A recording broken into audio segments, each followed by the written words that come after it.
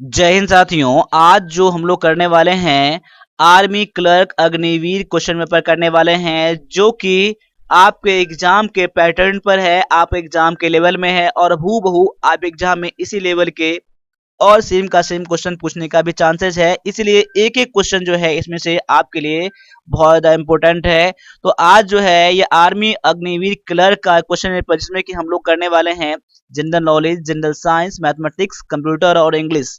तो चलिए स्टार्ट करते हैं आज के पहले क्वेश्चन से। पहला क्वेश्चन आपके स्क्रीन पर आ चुका है। ये क्वेश्चन है, यदि एक झंडा आधा झुका हुआ है तो यह किसका प्रतीक है। देखिए क्वेश्चन में जो दिया गया है, आपको इसमें से आंसर ढूंढना है। चार ऑप्शन में से उसी में से एक आपका आंसर है। तो ऑप्शन को पढ़ लीजिए बढ़िया से और मेरे आंसर से आप मैच कर लीजिए कि आपका आंसर क्या है। तो यहाँ पर जो आपका आंसर है ऑप्शन नंबर सी, ये है नेशनल मॉर्निंग, यानी कि राष्ट्रीय शोक का संकेत है। ये क्या किसका संकेत है? ये तो आधा झुका हुआ झंडा, तो ये राष्ट्रीय शोक का।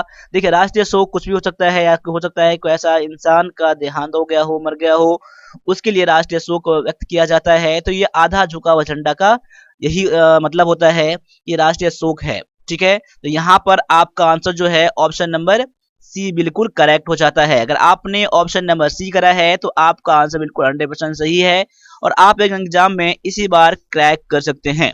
तो बढ़ते हैं अगले क्वेश्चन पर। अगला क्वेश्चन आपके सामने में दिया गया है कि मुद्रास्फीति और मूल्य वृद्धि के समय मुद्रा की आपूर्ति में क्या होता है। जब मुद्रास्फीति होता है या मूल्य में वृद्धि होता है, तो उस समय मुद्रा की जो ट्रांसफॉर्मेशन होती है वो क्या हो जाती है? क्या घट जाती है, बढ़ जाता है, वही रहता है, या फिर अनुपात घटता या बढ़ता रहता है, क्या होता है? तो यहाँ पर जो आपका आंसर है ऑप्शन नंबर बी है।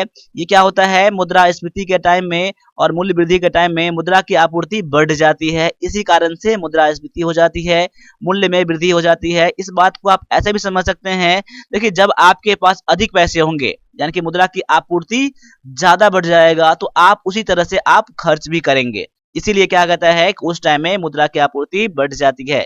ऑप्शन नंबर बी जो है आपका आंसर यहाँ पर बिल्कुल करेक्ट हो जाता है। अब आगे आगे देखते हैं। अगला क्वेश्चन में दिया गया है, अब अगले क्वेश्चन को देखते हैं हम लोग। अगला क्वेश्चन दिया गया है कि 15 जनवरी को सेना दिवस क्यों मनाया जाता है। 15 जनवरी को हर साल सेना दिवस मनाया जाता है, क्यों मनाया जाता है? तो यहाँ पर इसके लिए जो ऑप्शन दिए गए हैं उस ऑप्शन को आराम से पढ़ लीजिए और तभी आप लोग आंसर कीजिए। देखिए आंसर पता होने के बावजूद अगर ऑप्शन ठीक से नहीं पढ़ेंगे तो आप आंसर नहीं कर पाएंगे। तो देखिए यहाँ पर जो आपका आंसर हो जाता है ऑप्शन नंबर ए हो जाएगा, जो हो जाएगा भारतीय जनरल के कार्यभार संभालना। यानी सबसे पहली बार जो भारत जनरल के जो कार्यभार संभाला गया था, उसके उपलक्ष्य में 15 जनवरी को सेना दिवस मनाया जाता है। तो ऑप्शन नंबर आपका ए जो है बिल्कुल आपका आंसर सही हो जाता है। अगले क्वेश्चन को भी देख लीजिए। अगला क्वेश्चन आपके सामने आ चुका है कि पंकज आडवाणी का संबंध किससे है। यानी कि देखिए यहाँ पर दिया गया है सूचना प्रौद्योगिकी, यानी कि इंफॉर्मेशन टेक्नोलॉजी, या बिलियर्ड्स, या कार रेस से, या फिर इनमें से किसी से भी नहीं आपका आंसर मैच करने वाला है। तो आप ऑप्शन नंबर डी चुन सकते हैं। देखिए वैसे इसका आंसर दिया गया है, इसका आंसर जो है ऑप्शन नंबर बी है, यानी कि पंकज आडवाणी का संबंध जो है बिलियर्ड से है। ये आपका एक स्पोर्ट से संबंधित ये प्लेयर है, खिलाड़ी है, ये आपका सेलिब्रिटी है पंकज आडवाणी। तो याद रख लीजिएगा, ये सब आपके स्टैटिक जीके में क्वेश्चन आते हैं, तो स्टैटिक जीके भी आप लोग याद करके, रिमेंबर करके आप रिविजन करके जा सकते हैं। ठीक है, एक क्वेश्चन आपके स्टैटिक जीके से जरूर आते हैं। अगला क्वेश्चन आपके सामने में दिया गया है कि विश्व का सबसे लंबा कंक्रीट का बांध कहां पर है। विश्व का सबसे लंबा कंक्रीट का बांध जो है वो कौन सा है? तो यहाँ पर आप देख सकते हैं आपके सामने में जो ऑप्शंस हैं उनमें से आपको आंसर देना है। अब देखिए यहाँ पर दिया गया है हीरा कुंड बांध, क्या, या आसवान मिस्र, ये आसवान, ये मिस्र में, ये मतलब कि ये मिस्र में दिया गया है, मिस्र इजिप्ट में, या फिर ये बांध जो है कोयली बांध जो है ये अमेरिका में है, या फिर ये थ्री गार्गेन डैम चाइना में है। ये देखिए यहाँ पर जो देख सकते हैं ये कौन से आपका बांध है, कौन सा बांध है जो कंक्रीट का बांध है। तो यहाँ पर आप देख सकते हैं, यहाँ पर जो आपका आंसर हो जाएगा ऑप्शन नंबर आपका सी हो जाएगा। ये कोयली जो है, कोयली COILLY जो है ये अमेरिका में है। ये अमेरिका वाला बांध जो है ये एक कंक्रीट का बांध है। तो ये क्वेश्चन आपके एग्जाम में आ चुके हैं, इसीलिए आपके एग्जाम में दोबारा भी आ सकते हैं, इसीलिए इस क्वेश्चन को भी आपको पता होना चाहिए। अब आगे आते हैं, अगले क्वेश्चन को देख सकते हैं। अगला क्वेश्चन दिया गया है कि प्रकाश विकिरण की प्रकृति, प्रकाश विकिरण की प्रकृति कैसी होती है। तो यहाँ पर आप देख सकते हैं, यहाँ पर जो ऑप्शन दिया गया है प्रकाश विकिरण की प्रकृति कैसी होती है। अब यहाँ पर देख सकते हैं क्या एक कण की तरह होता है, पार्टिकल की तरह, या कि वेव यानी कि लहर की तरह, या फिर इन दोनों की तरह। अगर है तो आप आंसर दोनों कर सकते हैं। वैसे आपका यहाँ पर आंसर जो है ऑप्शन नंबर सी है, जो कि दिया गया है प्रकाश का विकिरण जो होता है कि प्रकृति जो होता है वो पार्टिकल में भी होता है, यानी कण में भी होता है और लहर में भी होता है। इसीलिए आपका आंसर ऑप्शन नंबर सी जो है बिल्कुल सही हो जाता है। ठीक है, और आपको क्लास अच्छा लग रहा है तो क्लास को आप यहाँ से लाइक जरूर कर दीजिएगा, सब्सक्राइब नहीं करा सब्सक्राइब भी आप लोग जरूर कर दीजिएगा, और साथ साथ में वन प्लस डिफेंस अकेडमी का एप्लीकेशन भी आप लोग जरूर डाउनलोड कर लीजिएगा। तो बढ़ते हैं अगले क्वेश्चन की तरफ। अगला क्वेश्चन दिया गया है कि मायोपिया को ठीक करने के लिए किस लेंस का उपयोग किया जाता है। मायोपिया को ठीक करने के लिए कौन से लेंस का उपयोग करते हैं। तो यहाँ पर आपके सामने में जो ऑप्शन दिया गया है उनमें से देख सकते हैं कि आपका आंसर जो है ऑप्शन नंबर कनक्लेव लेंस है, यानी कि अवतल लेंस का प्रयोग किया जाता है। ऑप्शन नंबर आपका बी जो है बिल्कुल करेक्ट आंसर हो जाता है। क्लियर। अब आगे बढ़ जाइए, अगले क्वेश्चन को देख लीजिए कि परमाणु के नाभिक में उपस्थित प्रोटॉन की संख्या क्या कहलाती है। देखिए परमाणु के नाभिक में जो उपस्थित प्रोटॉन होता है उसकी संख्या, प्रोटॉनों की संख्या क्या कहलाती है।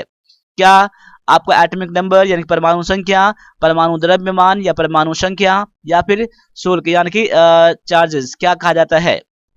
देखिए तो यहाँ पर इसके हिंदी मीनिंग गलती हो गया है, चार्ज आप याद रखिएगा। तो यहाँ पर देखिए चार ऑप्शन में से आपका जो आंसर हो जाएगा ऑप्शन नंबर ए हो जाएगा, उसे एटॉमिक नंबर कहा जाता है। परमाणु संख्या को एटॉमिक, प्रोटॉनों की संख्या को आपको परमाणु संख्या कहा जाता है, इसके एटॉमिक नंबर कहा जाता है। तो आपका आंसर जो यहाँ पर जो है ऑप्शन नंबर ए जो है बिल्कुल यहाँ पर करेक्ट हो जाता है। तो अगले क्वेश्चन को फिर से देख लीजिए।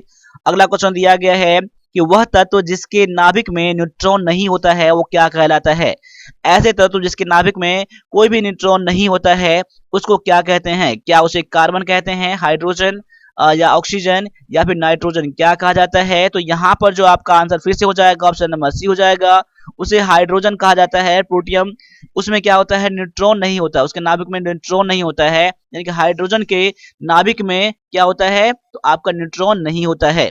ठीक है, इसीलिए यहाँ पर आपका आंसर जो है यहाँ पर ऑप्शन नंबर सी जो है बिल्कुल आपका आंसर करेक्ट हो जाता है। अब आगे बढ़ते हैं, अगले क्वेश्चन को फिर से देखते हैं कि क्या है। ये पत्ती की जड़ें होती है, पत्ती की जड़ें जो होती है वो कैसे होती है। क्या ये बायोफिल्म होता है, या लाइकेन होता है, या मिस्टलेटो होता है, या साइकस होता है, क्या होता है। ये क्वेश्चन आपका जो है बायोलॉजी के बॉटनी से दिया गया है ये चीज।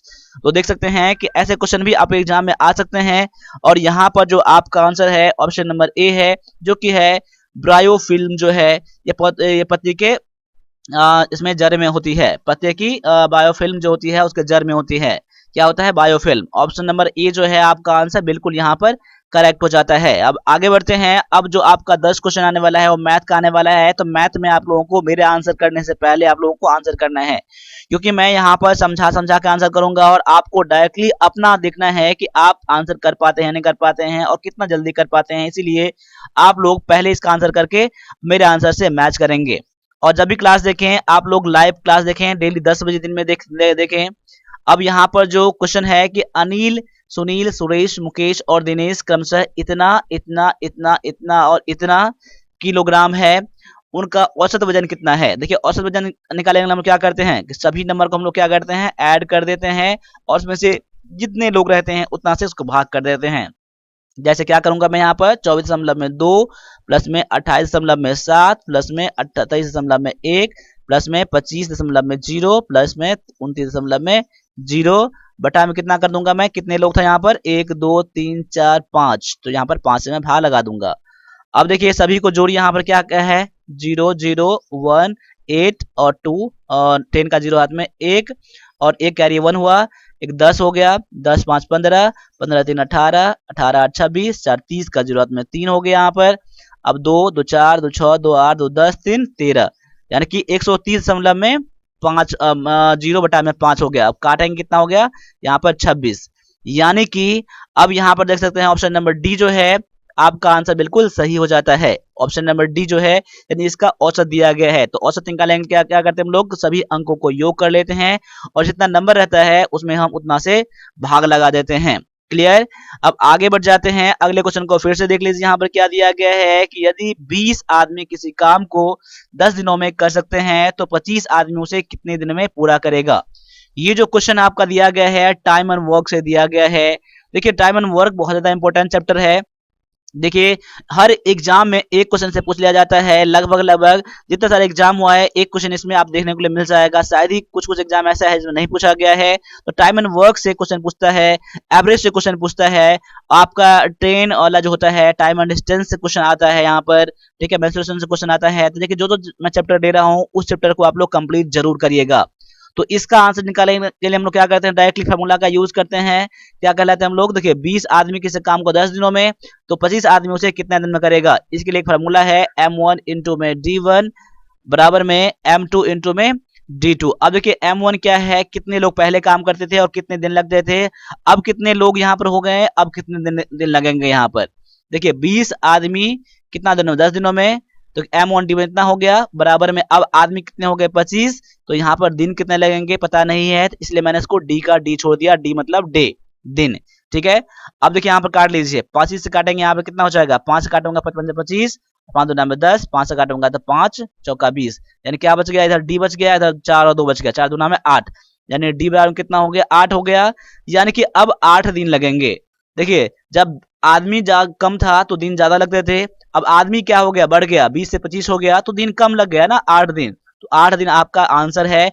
आप इसको देखकर वैसे भी कर सकते थे कि 20 आदमी था यहाँ पर 10 दिन लगते थे, तो आदमी बढ़ गया तो 10 दिन से कम ही रहेगा ना। देखिए 10 दिन से कम रहेगा, 10 दिन से कम वाला, तो आपका आंसर एक यही था।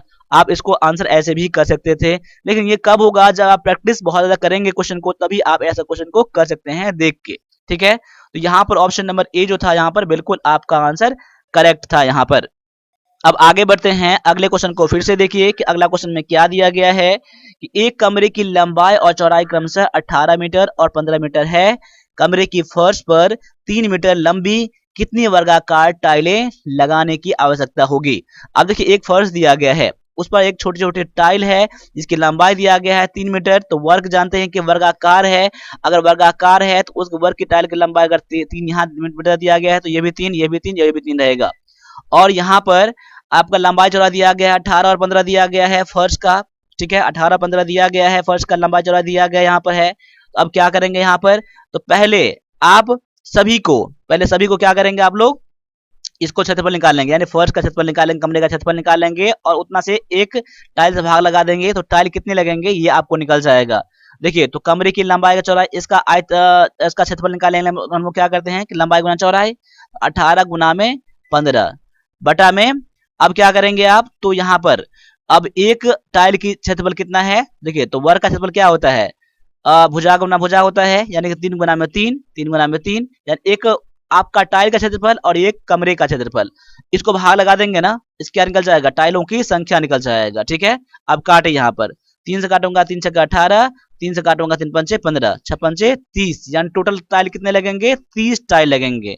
ऑप्शन नंबर आपका डी जो है यहाँ पर आंसर बिल्कुल करेक्ट हो जाता है। तो आप देखिए याद रख लीजिएगा, जैसे मैंने बनाया है वैसे ही आप लोग क्वेश्चन बनाएंगे एग्जाम में, प्रैक्टिस करना आप लोगों को।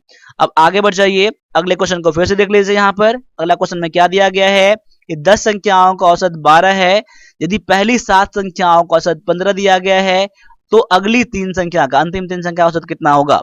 देखिए टोटल का योग कितना हो जाएगा, देखिए औसत दिया गया इतना ना, 12 दिया गया है 10 संख्याओं का, तो योग कितना हो जाएगा सभी का, मैं डायरेक्टली बना रहा हूँ, याद रख लीजिएगा। सम में करता हूँ, मैं इंग्लिश में करता हूँ, कुछ बच्चों का प्रॉब्लम रहता है यहाँ पर रहता है थोड़ा सा। देखिए सम बराबर में क्या हो जाएगा, तो 12 इंटू में 10 यानी कि 120, यानी कि टोटल नंबर कितना आपका है, आपका कितना है 120 है। उसमें से फर्स्ट 7 जो है, पहले 7 जो है उसका औसत 15 दिया गया है। देखिए आप करेंगे फर्स्ट 7 नंबर टोटल क्या करेंगे आप लोग, टोटल कितना हो जाएगा 15 गुना में 7, यानी कि 15 और 7 दिया था ना यहाँ पर ना, तो 15 7 15 7 105 105 आपका हो जाएगा। अब रेस्ट कितना बच गया आपका, रेस्ट बच गया आपका कितना, रेस्ट कितना बच गया आपका, तो यहाँ बच गया आपका 120 माइनस में 105 यानी कि 15। अब 15 क्या बचा, तो लास्ट में जो 3 बचा है ना उसके लिए है ना, तो टोटल 3 संख्याओं का योग निकला यानी कि सम निकला है आपका 15 निकला है। तो एवरेज कैसे निकालेंगे आप लोग, एवरेज कैसे निकालेंगे आप लोग, एवरेज निकालेंगे क्या करेंगे 15 बटा में 3, क्योंकि 3 संख्याओं का यहाँ पर दिया गया है, तो भाग लगाने कितना हो जाएगा 5 हो जाएगा। तो यहाँ पर आपका आंसर क्या निकल जाएगा, ऑप्शन नंबर ए निकल जाएगा, जो कि आपका आंसर यहाँ पर है। अब आगे बढ़ जाइए, अगले क्वेश्चन को देख लीजिए। अगला जो क्वेश्चन दिया गया है आपका यहाँ पर देख लीजिए कि आपका रेट भी दिया गया है, आपका इतना दिया गया है, आपका टाइम भी इतना दिया गया है और आपका प्रिंसिपल भी इतना दिया गया है। तो इसका साधारण ब्याज पूछ रहा है, यानी कि सिंपल इंटरेस्ट आपसे पूछा जा रहा है। तो इसका फॉर्मूला क्या होता है, एसआई बराबर में PRT अपॉन में 100 होता है, यानी कि प्रिंसिपल यानी कि मूलधन गुना में रेट गुना में टाइम अपॉन में 100, ये फॉर्मूला दिया गया है ना। तो प्रिंसिपल तो आपको दिया ही कितना, तो 1600 दिया गया है। आपको टाइम दिया गया है 2 ईयर और 4 मंथ दिया गया है ना, 4 मंथ दिया गया। इसको आप ऐसे कर सकते हैं 2 प्लस में 4 अपॉन में आप 12 कर दीजिए, ऐसे ना, यानी कि 4 महीना को आप क्या साल मत लेंगे ना, तो ये ईयर दिया गया है ना, ये महीना दिया गया, तो मैंने महीना को साल बनाने के लिए 12 से भाग लगा दिया मैंने, यानी कि इसको आप तोड़ेंगे तो 4 का 4 4 तिया 12, यानी कि 2.1/3 या 2 तिया 6 1 7 बटा में 2 ईयर हो जाएगा। आप इसको सॉल्व कर लीजिएगा, इतना अब टाइम हो गया और रेट आपका दिया गया है 7 दूना में 14, यानी कि 7.1/2 है ना, 7 दूना 14 15 बटा में 2, 15 बटा में 2। मैं इसको हटा के यहाँ पर 15 बटा में 2% कर देता हूँ। अब इसका आप निकाल लीजिए। आप देखिए यहाँ पर ऐसा निकालने के लिए पी कितना दिया है कि प्रिंसिपल दिया गया 1600 गुना में रेट दिया गया आपका 15 बटा में 2, तो 15 यहाँ आ जाएगा, नीचे में 2 हो जाएगा, गुना में आपका टाइम दिया गया 7 बटा में 2 हो जाएगा, 7 बटा में 2 यहाँ पर नीचे में हो जाएगा 2 मैंने कर दिया, गुना में 1 बटा में 100। ठीक है, ये आपका इस फॉर्मूले में मैंने बैठा दिया यहाँ पर। आप डायरेक्टली काट लीजिए, यहाँ पर कितना हो जाएगा, देखिए 0 से 0 कट जाएगा, 2 दूना में 4 और 4 चौका 16, 5 चौका 20, 5 चौका 60, 4 छके 102, यानी कि देखिए कितना हो गया, 2 दूना में 4, 4 चौका 16। देखिए यहाँ पर माफ कीजिएगा, यहाँ पर 7 बटा में कितना था, 3 था, यहाँ पर 7 बटा में 3 था, 7 बटा में 3 था यहाँ पर। देखिए थोड़ा सा मिस्टेक कारण से आंसर मैच नहीं कर रहा है, यहाँ पर 3 मैंने कर दिया, तो 3 पंचे 15 और यहाँ पर 2 अट्ठे 16, 2 अट्ठे 16, तो कितना हो गया कि 8 गुना में 5 गुना में 7, कितना है 8 पंचे 40, 7 चौका 68, 4 पंचे 7 चौका 28, यानी ऑप्शन नंबर आपका ये हो जाएगा, ए हो जाएगा 280। देखिए थोड़ा सा मिस्टेक जो मैथ में होता है ना, पूरा आपका ब्लंडर कर सकता है, इसीलिए आप लोग कैलकुलेशन जरूर ध्यान देना आप लोग। मैं इसको साफ साफ यहाँ बना रहा हूँ, ठीक है, एक बार इसको, तो वैसे आप लोग समझ गए होंगे, मैं फिर भी इसको साफ साफ बना दे रहा हूँ। आपका प्रिंसिपल कितना है, आपका दिया है आपका 1600, ठीक है, और आपका रेट कितना दिया गया है 7 1/2, तो 7 9 14 15 बटा में 2 हो जाएगा। आपका इतना % हो गया रेट, और टाइम कितना हो गया आपका 7 इतना दिया गया है ना, 2 ईयर और 4 महीने दिया गया है। ठीक है, इसको आप चेंज कर लीजिए आप लोग, 2.4 बटा में 12 हो जाएगा। ऐसा मैंने क्यों करा, क्योंकि ये आपका मंथ में था ना, ईयर बनाएंगे तो 12 से भाग लगाना पड़ेगा। 4 1 4, 4 तिया 12, 2 तिया 6 1, 7 बटा में 3, 7 बटा में 3, इतना आपका ईयर टाइम हो गया। क्लियर। अब देखिए आप लोग, ठीक है, आपको एसआई निकालना है, एसआई मतलब PRT अपॉन में 100, ये फॉर्मूला होता है। देखिए तो मूलधन 1600, रेट दिया गया आपका 15 बटा में 2, गुना में टाइम दिया गया 7 बटा में 3, अपॉन में 100 होता है ये। अब इसको काट लीजिएगा तो आपको इतना निकल जाएगा, ऑप्शन नंबर ए। क्लियर। तो यहाँ पर ऐसे बना सकते हैं क्वेश्चन को।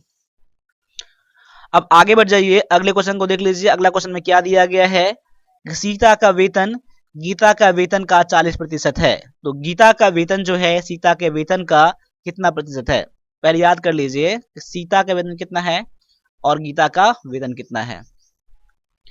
देखिए सीता का वेतन जो है गीता के वेतन का 40% है, तो गीता का वेतन अगर 100 है, इसका 40% कितना है, सीता का वेतन है ना, तो 100 का 40% या 40 बटा में 100, यानी कि काटेंगे यहाँ पर तो 40 रुपये निकल जाएगा। यानी कि सीता का वेतन कितना यहाँ पर है, तो 40 रुपया यहाँ पर है, और गीता का वेतन 100 रुपया है। अब आगे क्या कर रहे हैं, गीता का वेतन सीता के वेतन का कितना प्रतिशत है। देखिए गीता का वेतन जो है, गीता का वेतन जो है वो सीता कितना है, तो तुलना किससे किया जा रहा है, सीता से ना, गीता का वेतन। तो आप परसेंटेज कैसे निकालेंगे आप लोग, तो यहाँ पर 100 चला जाएगा नीचे और नीचे आ जाएगा आपका 40 गुना में 100। ऐसे देखिए बहुत सारे बच्चे यहाँ पर कंफ्यूज कर जाएंगे। देखिए गीता का वेतन सीता के वेतन से, गीता का वेतन का तुलना किससे किया जा रहा है? सीता के वेतन से।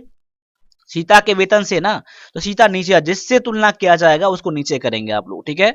अब देखिए यहाँ पर 0 से 0 कट जाएगा, 4 से काटूंगा यहाँ पर 25 से, यानी कि 25 यानी कि 250, यानी कि 250 क्या निकल जाएगा, 250% आपका आंसर निकल जाएगा। यानी कि गीता का वेतन जो है सीता के वेतन से 250% इतना दिया गया है। ऑप्शन नंबर डी में दिया गया है, तो ऑप्शन नंबर डी आप ऐसे निकालेंगे, ठीक है। अब आगे आ जाइए, अगले क्वेश्चन को भी फिर से देख लीजिए। यहाँ पर क्या दिया गया है कि यदि एक ट्रेन 36 किलोमीटर प्रति घंटा गति से 40 सेकंड में 270 मीटर लंबे एक पुल को पार करती है तो ट्रेन की लंबाई कितनी है? देखिए मैंने क्या बताया था कि आपने पेड कोर्स में मैथ में जो करा होगा मैंने खत्म कर दिया है, बहुत ही आसानी से बना सकते हैं उसको अगर आपने करा है तो, पेड कोर्स में मैथ का जो कोर्स है। अब देखिए यहाँ पर कि 36 किलोमीटर प्रति घंटा गति से 40 सेकंड में 270 मीटर लंबे प्लेटफॉर्म को पार करता है। देखिए अगर एक प्लेटफॉर्म को पार करता है तो ट्रेन अपनी लंबाई, ट्रेन की लंबाई और प्लेटफॉर्म की लंबाई दोनों उतना दूरी चलता है, तो इतना स्पीड से इतना सेकंड में इतना पार किया होगा अगर, तो अपनी ट्रेन का भी लंबाई इसमें कुछ ना कुछ होगा, उतना दूरी चला होगा ना। अब ये पहले देख लीजिए कि ये इतना स्पीड से इतना सेकंड में कितना दूरी चलता है। देखिए दूरी यानी कि डिस्टेंस पहले पता कर लीजिए। डिस्टेंस बराबर फार्मूला क्या होता है? डिस्टेंस वाला फार्मूला जो होता है स्पीड इंटू में टाइम होता है, स्पीड इंटू में टाइम होता है। अब देखिए स्पीड दिया गया 36 किलोमीटर पर आवर। अब देखिए 36 किलोमीटर पर आवर और ये टाइम दिया गया सेकंड में, तो 36 को क्या पहले क्या करेंगे 5/18 से गुना कर दीजिए। तो देखिए यानी किलोमीटर पर आवर को जब 5/18 से गुना करेंगे तो ये मीटर पर सेकंड बन जाएगा। क्या तो बन जाएगा? मीटर पर सेकंड बन जाएगा। अब गुना कर लीजिए, टाइम दिया गया आपका 40, कितना आ रहा है 18 दूना में 36, 15 10 यानी कि 400 मीटर, 400 मीटर चला है। इतना स्पीड से 40 सेकंड में 400 मीटर चला है ना, यानी टोटल चला है 400 मीटर, जिसमें कि उसका अपनी लंबाई है और प्लेटफॉर्म की लंबाई, यानी कि ट्रेन की लंबाई प्लेटफॉर्म की लंबाई। इसमें से प्लेटफॉर्म की लंबाई तो मुझे पता चल गया है मुझे, तो ट्रेन की लंबाई क्या कैसे निकालेंगे हम लोग? ट्रेन की लंबाई कैसे निकालेंगे हम लोग? तो 400 माइनस में से एक 270 कर देंगे तो घटा कितना निकल जाएगा? 130 निकल जाएगा। तो वही आपका लंबाई दिया गया है ट्रेन का। क्लियर? देखिए ये कंसेप्ट पता नहीं है आप लोगों को तो पेड को जरूर ले लीजिएगा, उसमें मैंने बता दिया है। और आपका जितना सारा हमारा ई बुक है, 45 सेट का ई बुक क्वेश्चन पेपर है, कंप्यूटर के लिए ई बुक है, इंग्लिश के लिए ई बुक है, इंग्लिश के लिए वीडियो कोर्स है, मैथ के लिए वीडियो कोर्स है, ये वन पंच डिफेंस अकेडमी पर कोर्स मिलते हैं और ई बुक आपके व्हाट्सएप मिल जाएगा। तो आप लेने के लिए मुझे इस नंबर पर मुझे कॉन्टैक्ट बात भी कर सकते हैं और व्हाट्सएप भी कर सकते हैं, ठीक है। अब अगला क्वेश्चन को देख लीजिए, अगले क्वेश्चन में क्या दिया गया है। देखिए यहाँ पर 9 centimetre long perpendicular is drawn, यानी इस क्वेश्चन यहाँ देख लीजिए कि 24 सेंटीमीटर लंबाई की जीवा पर वृत्त के केंद्र से एक 9 सेंटीमीटर लंबाई का लंब खींचा जाता है तो वृत्त की त्रिज्या कितनी है? क्वेश्चन गौर से पढ़ लीजिएगा, क्वेश्चन देख के घबराइएगा नहीं, क्वेश्चन बहुत ही आसान है। ऐसे ही जब एग्जाम में क्वेश्चन आ जाते हैं बच्चे घबरा जाते हैं। देखिए मैं इसको एग्जाम्पल में बताता हूँ, एक आपका फिगर बनाकर। देखिए आपका वृत्त ऐसे दिया गया, ठीक है, एक केंद्र आपका ये दिया गया है, ठीक है।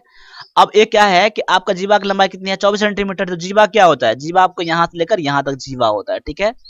अब उस पे इसका जो जीवा की लंबाई जो दिया है कितना, या मैं मान लेता हूँ इसको ओ, केंद्र ओ है और ए है और बी है, जीवा ए और बी है, यानी कि ए और बी की लंबाई कितना दिया गया है? 24 सेंटीमीटर दिया गया है। क्लियर? और यहाँ से एक लंब खींचा जाता है, यहाँ से इसको लंब किया जाता है जीवा पर। अब यहाँ ओ और यहाँ मैं बनाता हूँ सी, यानी कि अब ओ सी का लंबाई कितना हो जाएगा? ओ सी की लंबाई कितना दिया गया है? 9 सेंटीमीटर दिया गया है इस लंब की लंबाई। तो बोल रहा है कि इसका त्रिज्या कितना होगा। अब त्रिज्या कैसे निकालेंगे हम लोग? यहाँ से लेकर यहाँ तक कर देंगे ना, ये क्या बन जाएगा? ये क्या बन जाएगा? त्रिज्या बन जाएगा ना। क्लियर? आपका ए ओ या ओ बी क्या त्रिज्या है ना, तो आप क्या बन गए? एक आपका त्रिभुज बन गया ना, समलंब त्रिभुज, ये आपका समलंब त्रिभुज बन गया ना आपका ये, ठीक है। अब देखिए यहाँ पर यानी कि ये त्रिभुज ऐसा बन गया ना। अब देखिए इसकी लंबाई दिया गया है 9, इसकी लंबाई दिया गया है टोटल 24 दिया गया है ना, और यहाँ के बीच में जीवा आपका दिया गया है, तो इसकी लंबाई 12 हो जाएगी, इसकी लंबाई 12 हो जाएगा। क्यों? क्योंकि आपके ए बी की लंबाई 24 दिया गया है ना, तो इसकी लंबाई 12, इसकी लंबाई 12।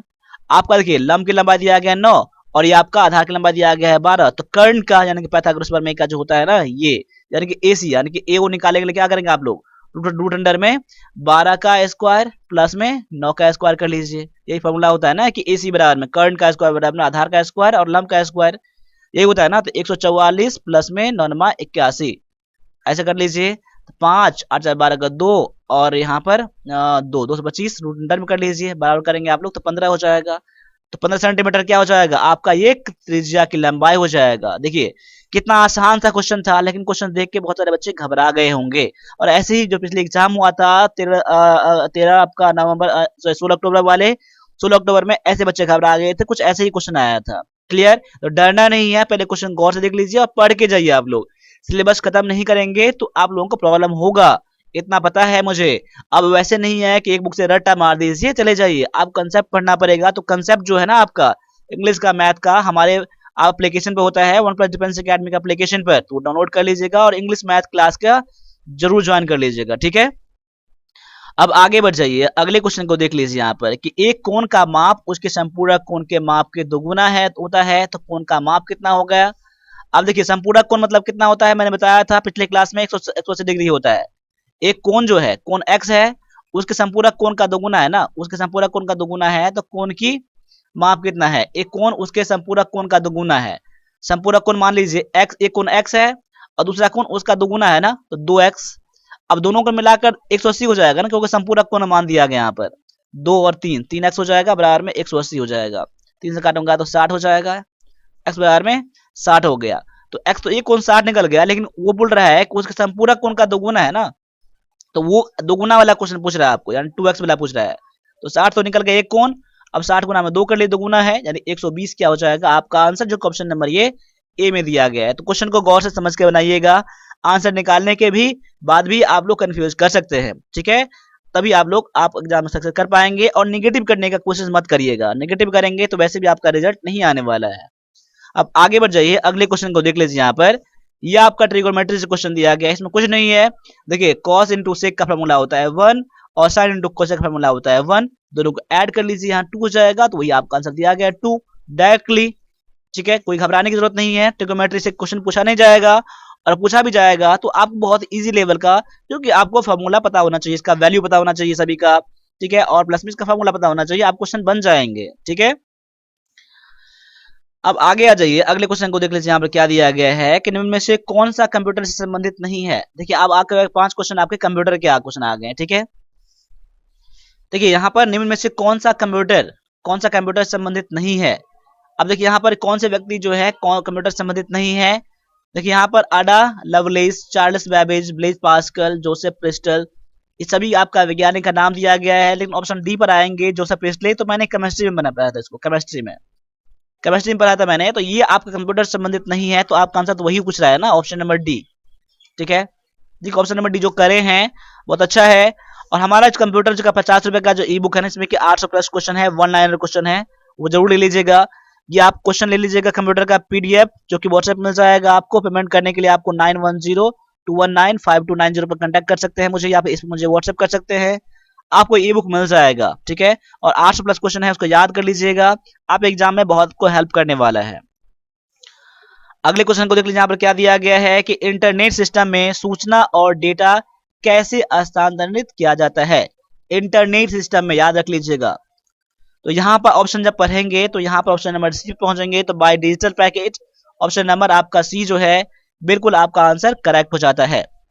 अब आगे बढ़ जाइए, अगले क्वेश्चन को देख लीजिए, यहाँ पर क्या है कि माइक्रोसॉफ्ट वर्ड में सिलाई और बाइंडिंग के लिए एक तरफ जगह छोड़ी जाती है, उसे क्या कहते हैं, ठीक है, माइक्रोसॉफ्ट वर्ड में।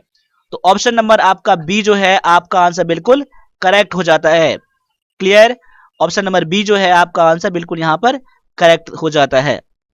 अब आगे बढ़ जाइए, अगले क्वेश्चन को देख लीजिए। अगला क्वेश्चन क्या दिया गया है कि एक डिजिटल कंप्यूटर के कार्य क्या क्या होता है, ठीक है। एक डिजिटल कंप्यूटर के कार्य जो होता है वो कैसा होता है, क्या इनपुट डिवाइस होता है, आउटपुट डिवाइस होता है, या सेंट्रल प्रोसेसर होता है। तो यहाँ पर जब देखेंगे तो ऑप्शन नंबर आपको डी जो है बिल्कुल आपका आंसर मैच कर जाता है, ठीक है। तो ऐसे ही क्वेश्चन आप आंसर कीजिए, और कंप्यूटर में 5 के 5 क्वेश्चन आप लोग कीजिए, ठीक है।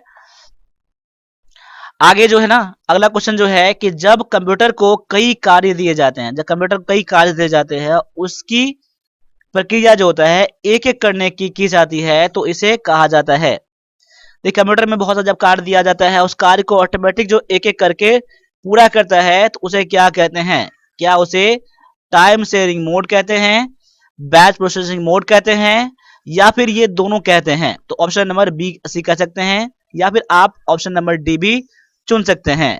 तो ऑप्शन नंबर डी जो है आपका आंसर मैच नहीं करेगा ऑप्शन नंबर। आप यहां पर देख सकते हैं क्वेश्चन नंबर, देखिए ये कहलाता है बैच प्रोसेसिंग, कहलाता है, क्या कहता है, बैच प्रोसेसिंग। ऑप्शन नंबर आपका बी जो है बिल्कुल यहाँ पर आंसर करेक्ट हो जाता है। तो अब बढ़ते हैं इंग्लिश के क्वेश्चन की तरफ। अब इंग्लिश के क्वेश्चन हम लोग करने वाले हैं। तो देखिए मैंने पैसेज मैंने हटा दिया, यहाँ पर 10 क्वेश्चन मैंने हटा दिया यहाँ पर। तो अब जो क्वेश्चन बच रहे हैं मैं उसको मैं कंप्लीट कराऊंगा यहाँ पर, ठीक है। तो पैसेज जो क्लास जो होता है वो पेड कोर्स में होता है, तो आप पेड कोर्स में ज्वाइन कर सकते हैं, जहां पर 125 पैसेज जहां पर कंप्लीट टोटल यहाँ पर है रिकॉर्डेड में। और भी आर्टिकल खत्म है, और भी प्रिपरेशन खत्म है, नॉन खत्म है, सिनोनिम एंटोनिम काफी हो चुके हैं। तो क्लास अभी मिल जाएंगे आपको, तो क्लास को जरूर ज्वाइन कर लीजिएगा। ज्वाइन करने के लिए हमारा वन प्लस डिफेंस एकेडमी का एप्लीकेशन है, वो डाउनलोड कर लीजिएगा, या फिर मुझे इस पर मुझे कांटेक्ट भी आप कर सकते हैं। तो यहाँ जो क्वेश्चन आपका है प्रिपोजिशन से क्वेश्चन आपको है, यानी कि फिलर्स का एक क्वेश्चन दिया गया है आपका। तो यहाँ पर देखने हैं कि आपका आंसर क्या क्या हो जाएगा इसमें से ऑप्शन में से। सी इज प्राउड हर ब्यूटी। अब देखिए यहाँ पर प्राउड के बाद कौन सा प्रिपोजिशन लेगा, देखिए जो प्रिपोजिशन लेगा यहाँ पर रख के यहाँ पर एक बार पढ़ के देख लीजिएगा कि क्या कंफर्टेबल लग रहा है आपको, तो वहां से भी कुछ कुछ हद तक आपको आंसर मैच कर सकते हैं। वैसे प्रिपोजिशन क्या होता है, ज्यादातर यहाँ पर फिक्स प्रिपोजिशन पूछे जाते हैं इसमें से, ठीक है। तो यहाँ पर सी इज प्राउड, ये प्राउड के बाद ऑफ होता है, क्या होता है, प्राउड ऑफ, किसी चीज पर गर्व होना, किसी चीज पर गर्व होना, सी इज प्राउड ऑफ होता है। तो यहाँ पर ऑप्शन नंबर ये सी में दिया गया है। बहुत ही आसान सा क्वेश्चन था यहाँ पर। अब अगले क्वेश्चन का वैसे ही देख लीजिए, यहाँ पर क्या दिया गया है। यहाँ पे प्रिपोजिशन आपको देखना है, आके प्रिपोजिशन कौन सा यहाँ पर लेगा कि Mohan belongs the upper strata of the society. मतलब कि ये जो मोहन जो है, ये जो समाज के जो उच्च वर्ग जो होते हैं उसमें से ये आप रहने वाले हैं, उसमें से ये बिलोंग करते हैं। तो बिलोंग्स के साथ हमेशा याद रखिएगा यहाँ पर टू होता है, बिलोंग्स टू। तो ऑप्शन नंबर सी में दिया गया है। क्लियर। अब आगे बढ़ जाते हैं, अगले क्वेश्चन को भी देखते हैं कि अगले क्वेश्चन में देखते हैं कि अगला क्वेश्चन क्या दिया गया है कि they have invited us attend the function, they have invited us attend the function. तो यहाँ पर देख सकते हैं कि यहाँ पर दे हैव इनवाइटेड, ये ठीक है, इनवाइटेड टू क्यों हो जाएगा, क्योंकि यहाँ पर देख सकते हैं प्रीपोजिशन दिया गया, यहाँ पर आपका वर्ब दिया गया यहाँ पर। तो V1 से पहले आपको यहाँ पर एक आपको सपोर्टिव चुनना होगा आपको, तो वहां पर टू, ठीक है, इनवाइटेड टू अटेंड, ठीक है, यानी फंक्शन को अटेंड करने के लिए यहाँ पर उसको इनवाइट किया गया है। तो ऑप्शन नंबर आपका बी में दिया गया है। क्लियर। ऑप्शन नंबर बी जो है आपका यहाँ पर आंसर कंफर्म यहाँ पर हो जाता है। अब आगे बढ़ते हैं, अगले क्वेश्चन को देखते हैं हम लोग। अगला क्वेश्चन में क्या दिया गया है, दी सिनोनिम ऑफ हाइब्रिड, हाइब्रिड का सिनोनिम क्या है यहाँ पर। जहां पर 4 ऑप्शन दिया गया है, तो यहाँ पर ये जो हमारा 110 का ई बुक है उसमें काफी सिनोनिम एंटोनिम दिया गया है, तो उसको भी आप लोग कंप्लीट करिएगा, ठीक है। यहाँ पर ऑप्शन नंबर आपका बीज हो जाएगा, क्रॉस हो जाएगा, आपका सिनोनिम हो जाएगा, क्योंकि हाइब्रिड का मतलब क्या होता है यार, मतलब क्या होता है, कोई चीज का मतलब क्या होता है, हाइब्रिड, जानते हैं ना, हाइब्रिड का जो बीज होता है, हाइब्रिड का अलग वगैरह, तो आप इस सेंस से आप समझ लीजिएगा, ठीक है। अब आगे बढ़ जाइए, यहाँ पर दिया गया है सिनोनिम ऑफ डिट्रैक्ट दिया गया है। डिट्रैक्ट का सिनोनिम क्या होगा, to redo, delete, diminish, change. तो यहाँ पर आपका आंसर जो हो जाएगा डिमिनिश हो जाएगा, क्योंकि डिट्रैक्ट मतलब क्या होता है, कम करना होता है, कम करना, और डिमिनिश मतलब भी वही होता है। तो ऑप्शन नंबर आपका सी जो है बिल्कुल करेक्ट आंसर आपका हो जाता है। अब आगे देख सकते हैं, अगला दिया गया है एंटोनिम ऑफ ऑस्ट दिया गया है। तो ऑस्ट का एंटोनिम क्या होगा यहाँ पर, स्पॉइल, रिन्यू, इंडक्ट और आउटडू। तो यहाँ पर ऑस्ट का जो एंटोनिम हो जाएगा ये हो जाएगा इंडक्ट हो जाएगा, क्योंकि ऑस्ट का मतलब क्या होता है, ऑस्ट मतलब क्या होता है, बाहर कर देना होता है, कोई चीज का हटा देना, पद से हटा देना। और इंडक्ट मतलब क्या होता है, पद पर आपको रखना हो उसको, ठीक है। तो ऑप्शन नंबर आपका सी जो है एंटोनिम में दिया गया है। अब आगे बढ़िए, अगले क्वेश्चन में देख लीजिए, यहाँ पर देखना है आपको आर्टिकल, यानी 3 क्वेश्चन आपको आर्टिकल के मिलेंगे आपको। यहाँ पर he has come without umbrella. अब देखिए यहाँ पर अम्ब्रेला दिया गया है, तो यहाँ पर यू से स्टार्ट है, उसका साउंड भी क्या है, तो वॉवेल साउंड दिया गया है यहाँ पर, तो एन लग जाएगा यहाँ पर, ठीक है। He has come with an umbrella हो जाएगा, ऑप्शन नंबर आपका बी हो जाएगा, बिल्कुल करेक्ट आपका आंसर हो जाएगा। अब आगे देख लीजिए, यहाँ पर दो ब्लैंक यहाँ पर देखना है यहाँ पर, ठीक है। तो फ्रेंच डिफीटेड जर्मन्स, ठीक है, फ्रेंच डिफीटेड जर्मन्स। तो यहाँ पर देखिए 2 आपको यहाँ पर आर्टिकल लिखना है द, और द यहाँ लग जाएगा। क्यों लग जाएगा यहाँ पर? क्योंकि यहाँ पर देखिए द फ्रेंच हो गया। फ्रेंच मतलब क्या? अरे द फ्रेंच मतलब क्या? द फ्रेंच मतलब वहां के लोग, यानी फ्रांस के लोगों को द फ्रेंच कहेंगे। यहाँ पर जर्मन के लोगों को यहाँ पर द लगा देंगे, उनके लोगों का, यानी कि फ्रेंच ने उसको जर्मन को हराया। तो ऑप्शन नंबर ये सी में दिया गया है। क्लियर? अब आगे फिर देख लीजिए, यहाँ पर दिया गया है कि honest man always speak truth. देखिए स्पीक के साथ क्या यूज किया जाता है? Speak the truth. ठीक है, speak the truth. Clear? Option number ये सी में दिया गया है। क्लियर? तो आप ऐसे ही जब प्रैक्टिस करेंगे ना, तो आप ऐसे ही मेरी तरह आप आंसर कर पाएंगे। ये प्रैक्टिस से ही संभव हो पाएगा। अब आगे देख लीजिए यहाँ पर कि कौन से पार्ट में एरर है, आपको देखना है। यहाँ पर मैं एरर पार्ट ढूंढ रहा हूं कि in her concluding speech she said almost nothing, she said almost nothing worth listening to. अगर आपको एरर नहीं मिलेगा तो नो एरर कीजिएगा। वैसे ऑप्शन को फिर से पढ़ते हैं। In her concluding speech she said almost nothing worth listening to. तो यहाँ पर एरर जो मिल जाएगा पार्ट नंबर आपको सी में एरर मिल जाएगा। आपको सी में क्यों एरर मिल जाएगा? देख, लिसनिंग के बाद टू जो दिया गया है ये आपका सुपरफ्लुअस है, ये आपको हटाना पड़ेगा। इसके बाद कोई ऑब्जेक्ट रहेगा ना तो आप यूज करिएगा लिसनिंग टू, लेकिन यहाँ पर कोई इसके बाद ऑब्जेक्ट नहीं है, लास्ट में दिया गया तो सेंटेंस क्लास में टू का यूज नहीं करेंगे हम लोग। ऑप्शन नंबर आपका सी में एरर है। क्लियर?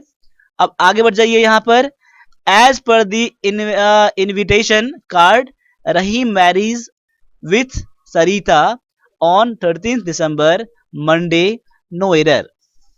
आप क्वेश्चन को गौर से देख लीजिएगा। यहाँ पर as per the invitation card Rahim marriage with Sarita on 13 December Monday. तो यहाँ पर एरर जो हो जाएगा पार्ट नंबर बी में एरर दिया गया आपका। एरर क्या है कि आपका शाम मैरिज हो जाएगा, रहीम मैरिज हो जाएगा, ये नहीं होगा। यहां पर आप लोग विल करेंगे। ठीक है, विल। ठीक है, यहां पर विल मैरी हो जाएगा। क्या हो जाएगा? विल मैरी हो जाएगा। क्लियर? ऑप्शन नंबर बी जो है आपका आंसर, यहाँ पर कंफर्म आपका आंसर हो जाता है। ठीक है, अब आगे जो दिया गया आपका, yesterday I met a man who has blind with the right eye. तो यहां पर देख लीजिए एरर कौन से पार्ट में एरर दिया गया आपका। ठीक है, क्वेश्चन नंबर 47 में एरर जो है ये पार्ट नंबर सी में एरर है। अब ढूंढिए पार्ट नंबर सी में एरर क्या है, अभी भी टाइम है। तो यहां पर एरर जो है देखिए ब्लाइंड विथ द राइट आई नहीं होता है। देखिए यहाँ पर राइट आई मतलब दाएं तरफ से जो अंधा है ना, दाएं तरफ से, तो क्या होता है कि ब्लाइंड ऑफ एन आई, यानी कि देखिए अब मैं आपको क्या कर देता हूं, ब्लाइंड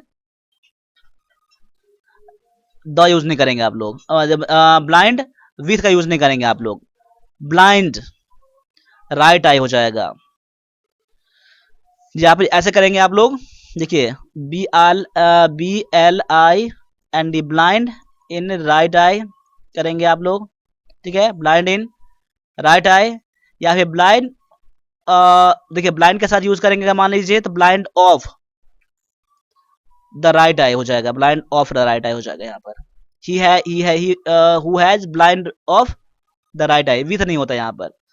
देखिए विथ के साथ कब यूज करेंगे आप लोग, देखिए ब्लाइंड विथ, यहाँ पर बोथ आई हो जाएगा। देखिए ई वाई, जब दोनों आंख रहेगा ना तो वहां पर विथ का यूज करेंगे, नहीं तो आप वहां पर ऑफ का यूज करेंगे आप लोग। ठीक है, क्लियर? अब आगे आ जाइए। यहां पर देखना है आपको पीक्यूआरएस क्वेश्चन देखना है यहाँ पर। ठीक है, यहाँ पर पीक्यूआरएस के मैंने क्या बताया था, पीक्यूआरएस के लिए क्या बताया था मैंने कि आपको सभी सेंटेंस को देखिए यहाँ पर, इसमें से आप इसका मीनिंग थोड़ा ढूंढने की कोशिश करें, इसका हिंदी मीनिंग, और ग्रामर भी देखिए आप थोड़ा यहाँ पर, और यहाँ पर ऑप्शन भी देखिए। यहाँ पर सभी चीज में आप हेल्प आपको मिलने वाला है, सभी चीजों का हेल्प मिलने वाला है आप लोगों को। देखिए अगर मान लीजिए अगर आप प्रैक्टिस नहीं करेंगे ना तो आप कुछ भी नहीं कर पाएंगे, तो प्रैक्टिस करना पड़ेगा आपको। तो ग्रामर में थोड़ा बहुत बताना चाहिए, मैं एक्सपर्ट नहीं बोल रहा हूँ, थोड़ा उसका हिंदी मीनिंग भी पता कर लीजिए आप लोग, और ऑप्शन भी देख लीजिए। ये कब होगा पता है, जब आप प्रैक्टिस करेंगे बहुत सारे तब। ठीक है, तो यहाँ देखिए कि मैं कोशिश कर रहा हूँ कि इट इज हार्ड। अब इट इज हार्ड के बाद क्या आ सकता है, इट इज हार्ड रिस्पॉन्सिबिलिटी आ सकता है, it is hard to work आ सकता है, it is hard often unpleasant हो जाएगा, या फिर it is hard to teach youngster, या फिर आप देखिए ये तो फिक्स आपका दिया है। यहाँ देखिए अब जब ढूंढेंगे ना तो आप देखिए यहाँ तो सेंटेंस आपका SRPS, सेंटेंस कभी भी क्यू से स्टार्ट नहीं होगा। देखिए यहाँ पर तो क्यू किसी में दिया गया है आपका, तो क्यू तो वैसे ही कट गया आपका, ठीक है। सेंटेंस आप क्या, देखिए इट इज हार्ड, देखिए हार्ड रिस्पॉन्सिबिलिटी फॉर तो डूइंग नहीं आ जाएगा यहाँ पर, it is hard to teach youngster, ऐसे सेंटेंस आपका स्टार्ट हो सकता है। It is hard of in unpleasant, कोई मीनिंग लग रहा है आपका यहाँ पर सेंटेंस, अभी मैं मान के चलता हूँ आर से भी नहीं होगा, मैं मान के चल रहा हूँ it is hard responsibility for doing, जहाँ भी अभी मीनिंगफुल ज्यादा नहीं लग रहा है मुझे, तो मैं पी भी वाला में काट देता हूँ, मैं पी भी वाला में काट दिया मैंने, मेरे पास बच क्या गया, एस बच गया ना। मैं मान के चल रहा हूँ it is hard to teach, ये बहुत कठिन है यंगस्टर को समझाना, पढ़ाना, ठीक है, या बताना, it is hard to teach youngster. S के बाद मैं आर लूं या क्यों लूं, टू टीच यंगस्टर, उसके बाद मैं आर में देखता हूँ it is hard youngster often unpleasant, hard to teach youngster often, इसमें मैंने क्यू में स्टार्ट कर लूं, youngster to teach to accept, अगर मैं इससे एस के बाद मैं क्यू ले लूं तो मुझे ज्यादा मुझे सुटेबल लगेगा। It is hard to teach youngster to work to accept, यानी कि मैंने अगर मुझे बहुत कठिन है यंगस्टर को समझाना बताना उसको काम करने के लिए, एक्सेप्ट, एक्सेप्ट क्यू के बाद मुझे क्या पी लेना पड़ेगा, accept responsibility for doing often unpleasant. देखिए अगर मैं क्यू के बाद मैं पी ले लूं तो मेरा मैच कर रहा है मेरा पी, उसके बाद आर, आर मैं ले लूं ऑफन अनप्लीजेंट, देखिए आर, देखिए कहीं ना कहीं मुझे मीनिंग मैच कर गया मेरा। It is hard to teach youngster to work to accept responsibility, accept यानी जो उसकी जिम्मेदारी है, responsibility for doing open unpleasant, जो कि वो गलत करता है उसकी जिम्मेदारी लीजिए आप लोग, ठीक है, बट नेसेसरी चोर्स, ठीक है। तो यहां पर ऑप्शन नंबर आपका ए जो है मेरा मैच कर चुका है यहाँ पर, ठीक है, क्वेश्चन नंबर 48 का ऑप्शन नंबर ए जो है पूरा पूरा मैच कर रहा है। देखिए इतना मेहनत करेंगे तभी आप कर पाएंगे, तो ये आपको शुरू में लगेगा कठिन है, लेकिन प्रैक्टिस करते करते ये आपके लिए आसान हो जाएगा। अब यहाँ पर क्वेश्चन ये है कि cinemas as a use to educate, मैं क्या करूं, एस क्यू, देखिए पी आर, यहाँ पर आर वाला तो मुझे सर्च ही नहीं करना है, सिनेमा एज, क्योंकि आर वाला ऑप्शन में भी नहीं है, अब वैसे यहाँ पे फिट भी नहीं बैठेगा आपको, सिनेमा एज अ कैन, ठीक है, आर वाला वैसे ही कट जाता है आपका सेंटेंस स्टार्टिंग में, सिनेमा एज ए यूज्ड, देखिए यहाँ भी मुझे अच्छा नहीं लगा, ए के बाद यूज्ड, मुझे पी से भी स्टार्ट करना मुझे अभी सही नहीं लग रहा है मुझे, ठीक है, देखो मेरा पी वाला भी कट जाएगा, सिनेमा एज ए यूज्ड, ऐसा आपने सुना है कभी, कोई ग्रामेटिकल नहीं लग रहा है मुझे, तो पी वाला मैं काट के अभी मैं चलता हूँ, मैं ये नहीं कर रहा हूँ कि मेरा आंसर ये नहीं हो सकता, अभी मैं ऑप्शन छोड़ के मैं चल रहा हूँ, ठीक है, ऑप्शन हटाता हूँ मैं, सिनेमा एज ए यूज्ड ये आपका होगा नहीं, cinema as a as well as, ठीक है, यहाँ मुझे ये भी अच्छा मुझे नहीं लग रहा है, क्यों से मैं स्टार्ट करना, cinema as as well as, ऐसा मुझे ग्रामेटिकल नहीं लग रहा है सही है, तो क्यू वाला भी मैंने यहाँ पर काट दिया मैंने, ठीक है। अब क्या बच गया मेरा, एस वाला, और एस वाला सेंटेंस मेरा कि एस से स्टार्ट हो सकता है क्योंकि ऑप्शन और है ही नहीं, और आर वाला होगा नहीं start, cinema as a medium of instruction, जब देखिए ऐसे मैं पढ़ लेता हूँ तो मुझे सुटेबल भी लग रहा है और मीनिंगफुल भी लग रहा हूँ, cinema as a medium of instruction, S हो सकता है, एस के बाद मैं क्या ले लूं, एस के बाद मैं क्यू लूं या फिर आर लूं, मैं पढ़ के देख लेता हूं मैं, as a medium of instruction can very effective be, sentence start R से हो सकता है, लेकिन मैं क्यू वाला भी देख लेता हूं मैं, medium of instruction as well as illiterate, क्या, as well as illiterate, as well as illiterate, देखिए instruction as well as illiterates, illiterates क्यू से मैं अगर स्टार्ट करूं अगर, तो मेरा उतना अब ग्रामेटिकली फिट नहीं बैठ रहा है यहाँ पर, ठीक है, मेरा उतना ग्रामेटिकल फिट नहीं बैठेगा यहाँ पर, इलिटरेट्स, देखिए अगर मैं क्यू ले भी लूं अगर मैं किसी तरह से, तो क्यू के बाद मुझे क्या लेना पड़ेगा, आर लेना पड़ेगा मेरा, इलिटरेट्स कैन, देखिए as well as illiterates can very effective be, देखिए नहीं मिल रहा है मैच ना, तो मैं देखिए एस के बाद मुझे आर ही लेना पड़ेगा मुझे, cinema as a medium of instruction can very effective be, अब बी के बाद मुझे क्या लेना पड़ेगा मुझे, तो पी लेना पड़ेगा, बी यूज्ड, बी के बाद बी थ्री, बिल्कुल मेरा मैच कर रहा है ग्रामेटिकली, अब एक ही बच गया मेरा ना, क्यू बच गया, यानी as well literates under adult education system, बिल्कुल मेरा मैच कर गया, तो ऑप्शन मेरा डी जो है मैच कर गया। देखिए मैंने कितना आसानी से मैच करवाया, मैंने थोड़ा मैंने टाइम लिया है, लेकिन क्वेश्चन मेरा बन गया है, तो ये आप प्रैक्टिस करते करते सही सही आप कर पाएंगे। ऐसे अगले क्वेश्चन को ट्राई करिए। फेड अप विथ, तो पहले फेड अप का मतलब समझ लीजिए, मतलब क्या, निराश हो जाना, हतोत्साह हो जाना, परेशान हो जाना। फेड अप ये इसका मतलब ये होता है। फेड अप विथ, किस चीज से परेशान हो जाना। Fade up with the villagers took turns. देखिए अगर मैं पी से स्टार्ट करूं, अगर ठीक है, fade up with the villagers, मैं विलेजर्स से परेशान होकर टुक टर्न सेइंग, ये आपका मीनिंगफुल कोई ऐसा मुझे लग नहीं रहा है मुझे, तो मैं पी से स्टार्ट नहीं कर रहा हूं। ठीक है, देखिए पी से स्टार्ट मैं नहीं करूंगा मैं यहाँ पर, तो पी वाला भी तो मैं वैसे मैंने काट दिया यहाँ पर। देखिए पी आर क्यू एस सभी तो स्टार्ट मैंने दे दिया यहाँ पर, तो अब कुछ छाटना नहीं पड़ेगा यहाँ पर। पी वाला मैं अभी छोड़ के चल रहा हूँ। ठीक है, fed up with in their, देखिए क्यू वाला भी स्टार्ट मुझे अभी नहीं लग रहा है मुझे, तो क्यू वाला भी मैंने काट दिया यहाँ पर। ठीक है, fade up with the स्पेट of robbers robberies, देखिए आर से स्टार्ट हो सकता है, तो मतलब देखिए रॉबरी से परेशान होकर, लगातार रॉबरी से परेशान होकर, तंग आकर, फेड अप विद मीनिंगफुल मुझे लग रहा है, लेकिन एक बार मैं कंफर्म कर लेता हूं। Fed up with to collar, देखिए यहाँ पर फेड अप विद टू लगेगा, मीनिंगफुल होगा, कोई ग्रामेटिकली नहीं होगा ना। ठीक है, तो यहाँ पर देखिए यहाँ पर टू, तो टू तो आएगा नहीं यहाँ पर। देखिए एस वाला वैसे कट गया आपका, यहाँ पर क्या बच गया, आर वाला ना, देखिए आर वाला बच गया मेरा यहाँ पर ना, तो और मेरा मीनिंगफुल मेरा बन रहा था। Fade up with the spirit of robberies, उसके बाद क्यू में दिया गया है इन देयर नेबरहुड, उसके बगल में जो आपका रॉबरी हो रहा था, बिल्कुल सही दिया गया यहाँ पर, कोई दिक्कत नहीं यहाँ पर है। देखिए यहाँ पर आप इसको, आप देखिए पी में दिया गया है ना, the villagers took turn saying awake awake to caller them in invited visitor, जब रात में जब आ रहा था, डकैत चोरी जब हो रहा था, उसे जागने लगे। देखिए मीनिंगफुल बैठ गया मेरा ना, तो सी जो है मेरा आंसर बिल्कुल मैच कर रहा है। तो अब ऐसे बनाएंगे तो सभी क्वेश्चन हमसे बन जाएगा। तो यहाँ पर अब अग्निवीर क्लर्क के लिए जो इंग्लिश क्लासेस है, टाइम मत लगाइए आप लोग, ठीक है, टाइम लगाएंगे तो आप लास्ट में क्लास ले कोई फायदा नहीं होगा। अफसोस मत करिए, बहुत ज्यादा फी नहीं है इसका, है इतने फी में कंप्लीट हो जाएगा आपका इंग्लिश बेस्ट बेस्ट। कहीं भी क्लास ज्वाइन भी किए हैं तभी क्लास ज्वाइन करिए, मैं इतना कहूंगा, क्योंकि स्पेशल यहाँ पर आर्मी क्लर्क लिए किया जाता है। मैथ क्लासेस भी लेटेस्ट पैटर्न पर है, और क्वेश्चन पेपर लेना चाहते हैं तो 199 का है, इंग्लिश के लिए प्रैक्टिस करने के लिए 110 का है, कंप्यूटर के लिए 110 का है। लेने के लिए 2 नंबर आपको दिया ही गया है, मुझे कॉन्टैक्ट भी कर सकते हैं व्हाट्सएप पर। साथ साथ में 1+1 अकेडमी का आप लेके समझे आप लोग डाउनलोड कर लीजिएगा। तो अभी के लिए इतना ही रहने दीजिए, मिलते हैं अगले क्लास में, तब तक के लिए सभी से एक बार फिर से जय हिंद। क्लास को लाइक, सब्सक्राइब और शेयर जरूर करिएगा।